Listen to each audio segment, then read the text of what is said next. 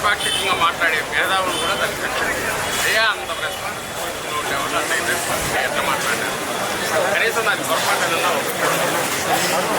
Supreme court కూడా ముందు అదే చెప్పింది. వాళ్ళ దృష్టికి రాగానే వాళ్ళు కూడా ఇది బాధ్యతాయుతమైన స్థానంలో ఉన్నారు. దాని గురించి పోలీసులు ఎందుకు డిస్పర్స్ చేయలేకపోయారు?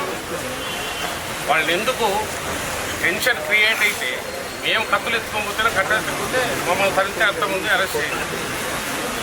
వాళ్ళు కట్టలు పట్టుకునో రాళ్ళు పట్టుకొనో ఇంకో రకంగానో వాళ్ళు దాడికి సిద్ధంగానో ఊరుతో తిడుతూ ఉంటే వాళ్ళని నివారిస్తారా?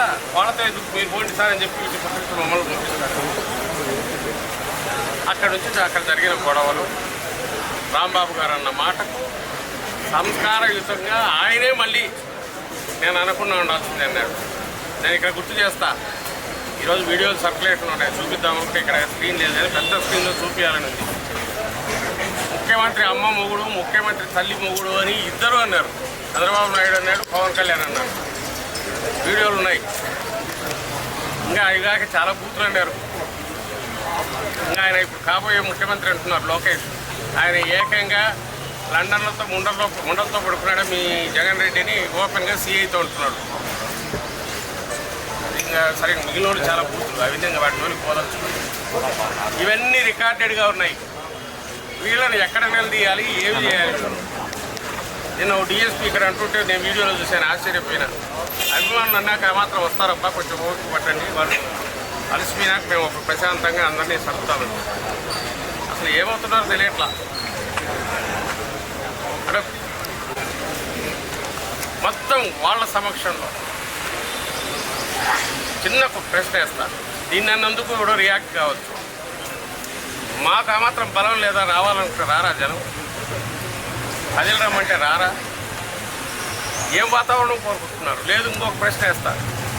పొరపాటున ఆ వచ్చి తాగి రకరకాలుగా ఇచ్చేస్తున్న వాళ్ళు సీసాలు, పెట్రోల్ సీసాలు లోపలేస్తున్నారు, తగలబెడుతున్నారు. అక్కడ మా ఈస్ట్ ఇన్ఛార్జ్ మహిళ కూడా అక్కడ ఉన్నారు, ఫాతిమా. ధైర్యంగా ఆమె 5 గంటలు అట్లే ఉన్నారు. నాయకులు వేరే వాళ్ళు ఉన్నారు. అంబటి రాంబాబు గారు ఉన్నారు, సీనియర్ నాయకులు.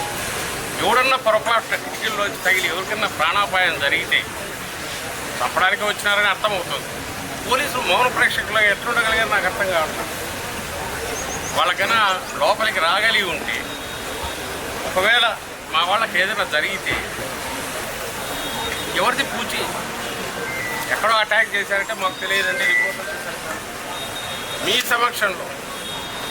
ఇంకో విషయం చెప్తున్నా, 5:30 నుంచి కౌన్సిల్లో ప్రతిపక్ష నాయకుడు మా సీనియర్ నాయకుడు బొత్స సత్యనారాయణ గారు, DGP, additional DG, IG, SP వరుసపెట్టి ఫోన్లు పెట్టారు.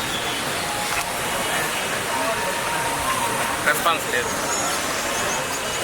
అయిపోయిన తర్వాత రాంబాబు గారికి తీసుకెళ్ళాక ఆ తర్వాత ఆ టెక్నికల్ అయ్యారు. ఏం సూచిస్తుందండి దేనికి సాక్షరత?